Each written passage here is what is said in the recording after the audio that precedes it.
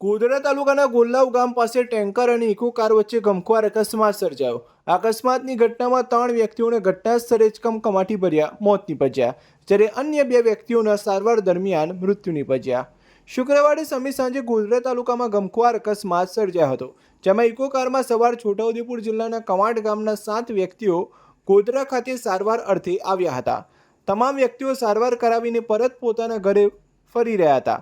તે વેળાએ ગોધરા તાલુકાના ગોલ્લાવ ગામ પાસે સામેથી આવતા ટેન્કર સાથે ઇકો કારનો અકસ્માત સર્જાયો હતો।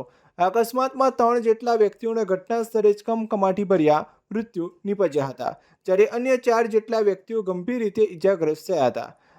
આ અકસ્માતમાં 2 વ્યક્તિઓને દેવગઢ બારિયામાં ખસેડવામાં આવ્યા હતા, જ્યારે એક વ્યક્તિનું સારવાર દરમિયાન મૃત્યુ નીપજ્યું, જ્યારે 2 વ્યક્તિઓને ગોધરા સિવિલ હોસ્પિટલમાં સારવાર અર્થે ખસેડવામાં આવ્યા હતા, જ્યાં પણ એક વ્યક્તિનું સારવાર દરમિયાન મૃત્યુ નીપજ્યું હતું, જ્યારે એક વ્યક્તિને વધુ સારવાર અર્થે અમદાવાદ સિવિલ હોસ્પિટલમાં ખસેડવામાં આવ્યા હતા।